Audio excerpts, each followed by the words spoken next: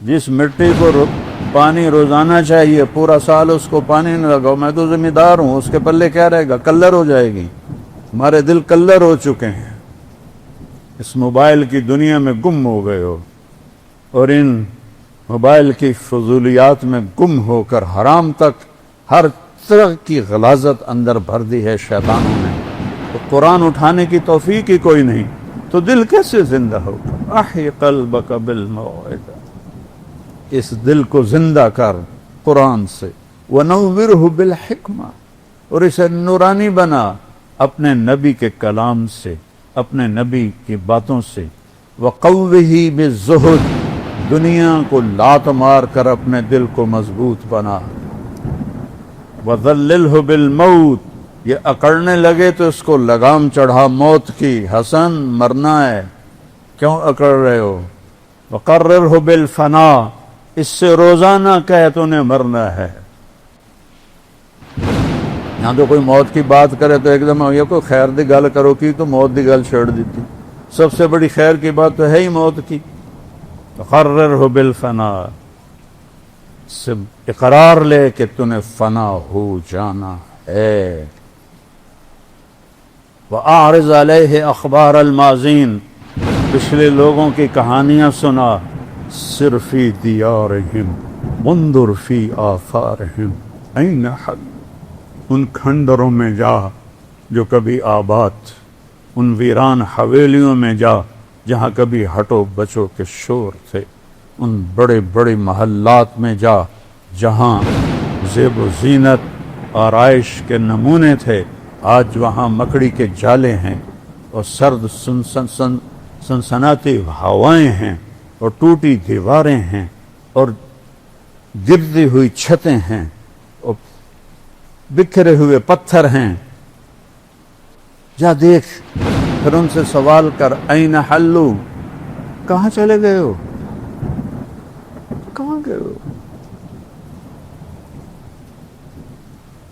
فَإِنَّكَ تَرَىٰ قَدْ انتقلوا من دار الغرور ونزلوا فی دار الغربہ، تجھے ایک ایک پتھر پکارے گا، تجھے ایک ایک دیوار گرتی ہوئی شکستہ اور ٹوٹی ہوئی چھتیں تجھے پکار پکار کر کہیں گی کہ ہم دھوکے کا گھر تھے، ہم نے انہیں دھوکہ دیا اور مٹی میں ملا دیا، اور وہ مٹی میں مل گئے۔ فَإِنَّكَ صِرْتَ كَأَحَدِهِمْ، اے حسن یہ کون ہے؟ جنت کا سردار، یہ کون ہے؟ میرے نبی کی آنکھوں کا کی ٹھنڈک ہے، آنکھوں کا تارا ہے۔ اور فرماتے تھے حسن میرا بیٹا ہے، حسین علی کا بیٹا ہے، کیونکہ امام حسن سر سے لے کر کمر تک اللہ کے نبی کے مشابہ تھے، کمر سے پاؤں تک اللہ مولا علی کے مشابہ تھے، اور حضرت حسین علیہ السلام سر سے لے کر پاؤں تک حضرت علی کے مشابہ تھے، اور پاؤں سے لے کر اور کمر سے لے کر پاؤں تک اللہ کے نبی کے مشابہ تھے۔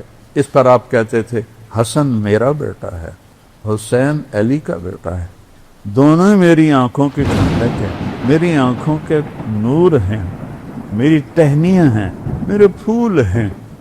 کیا میں ابھی آج بڑا افسردہ بیٹھا تھا کہ کدھر جو ناران کاغان میں جو دریا اچھلے، پہاڑ غصے میں آئے، یہ خود بخود نہیں آئے، یہ وہاں زنا کے اڈے کھل گئے، بڑے بڑے ہوٹل بن گئے، اور شراب اور زنا کے اڈے کھل گئے، تو بے جان پہاڑوں کو بھی غیرت آئی، اور پتھروں کو بھی غیرت آئی، اور بادلوں کو بھی غیرت آئی، جو کبھی پھٹتے نہیں ہیں، برستے ہیں، لیکن وہ یہ گندگی اور غلاظت دیکھ کر پہاڑ چیخ اٹھے، بادل پکار اٹھے، زمین تھر تھرا اٹھی، اور انہوں نے اپنا انتقام لیا اور پانی میں بہا دیا، تاہ و بالا کر دیا، تباہ و برباد کر دیا۔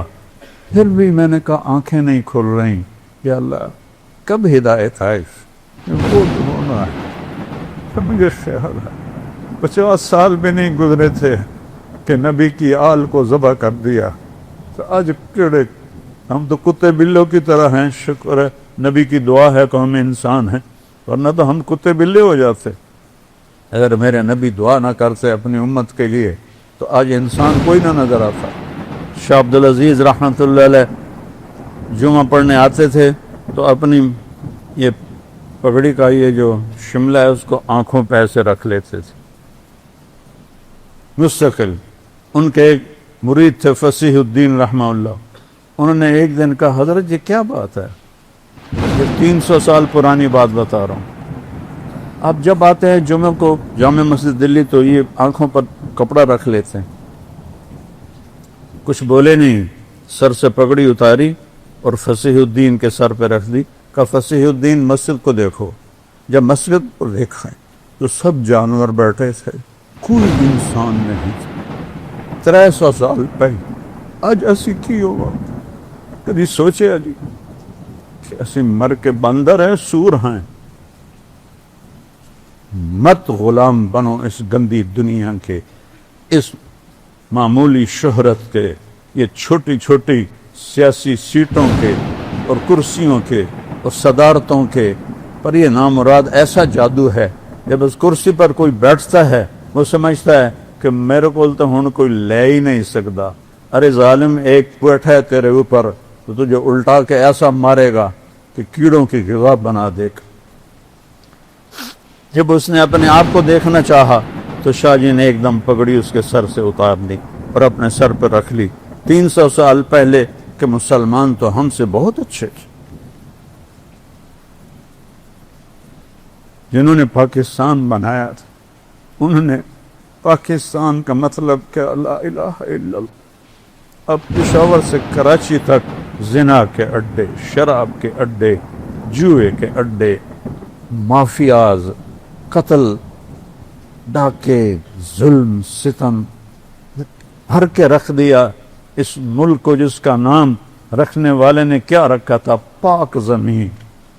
آج وہ قبر سے اٹھ کے آتا تو دیکھتا یہ پاک نہیں, یہ ناپاک زمین.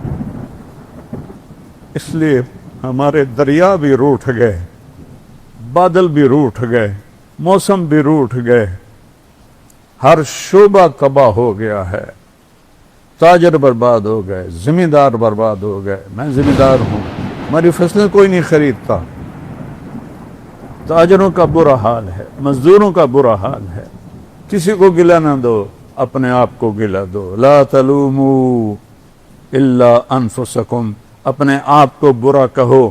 جو روزانہ زبان جھوٹ بولتی ہے, زنا ہوتا ہے, شراب کے اڈے چلتے ہیں. ارے میرے بھائیو, میں کیا بتاؤں کہ طوائف کتنی مظلوم عورت ہے.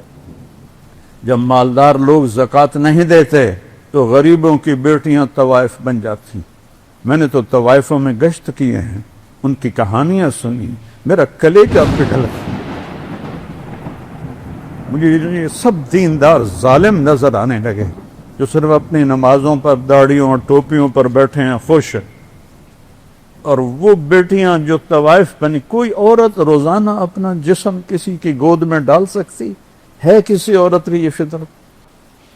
بھوک نے پہنچایا کہ مالدار عیاش ہو گئے, ان پہ خرچ کرتے جا کے, نمائش پہ خرچ کرتے ہیں.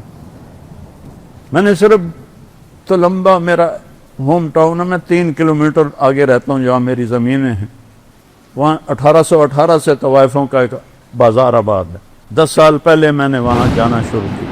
میں نے ایک کو بیٹی کہا, اس کے آنسو نکلا. ہمیں کہا میاں صاحب ہمیں تو بیٹی کوئی بھی نہیں کی, آپ نے ہمیں بیٹی کہا. جب میں نے ان کی کہانیاں سنی تو وہ سب زمینداروں کی بیٹیاں سے. اور بھوک کی وجہ سے وہ اس حال کو پہنچی نہیں. میرے نبی نے فرمایا, بنی اسرائیل میں ایک شخص تھا, اس کا نام تھا کفل. روزانہ نئی لڑکی لاتا تھا, روزانہ نئی لڑکی. ایک رات ایک لڑکی کو لے کر آیا, 60 دینار دے کر. 60 دینار کوئی 15-20 لاکھ روپیہ بنتا ہے. وہ کتنا مالدار تھا. جب اس نے دروازہ بند کیا اور پیچھے مڑا تو دیکھا تو وہ بیٹھی رو رہی تھی. تو کفل نے کہا میں تینوں زبردستی سے نہیں آندا, تو اپنے شوق نہ لائیں. وہ رونے لگی. انہوں نے کہا کفل میں شوق سے نہیں آئی, مجھے غربت نے یہاں پہنچا دیا. میں عزت دار ہوں،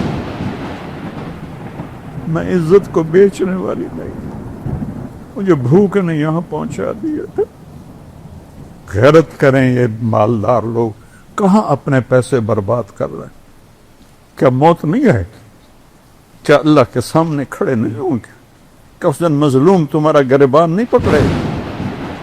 وجاء ربک والملک صفا صفا، آ گیا تیرا اللہ، آ گئے فرشتے قطار اندر قطار۔ وجیء یومئذ بجہنم، وہ آ گئی جہنم بھڑکتی ہوئی، چمکتی ہوئی، چنگھاڑتی ہوئی، چیختی ہوئی۔ وَأُزْلِفَتِ الْجَنَّةُ لِلْمُتَّقِينَ، وہ جنت بھی آ گئی سنورتی ہوئی، مہکتی ہوئی، مچلتی ہوئی۔ وَنَضَعَ الْمَوَازِينَ الْقِسْطَ، اور وہ ترازو بھی آ گیا جس پر اللہ تجھے مجھے تولے گا۔ وَإِن مِّنكُمْ إِلَّا وَارِدُهَا، پل صراط بھی آ گیا جس پر چل کے آگے پار پہنچو گے۔ فَلَا تُظْلَمُ نَفْسٌ شَيْئًا، آج کسی پہ ظلم نہ ہوگا۔ مِنْ كَانَ مِثْقَالَ حَبَّةٍ مِّنْ خَرْدَلٍ أَتَيْنَا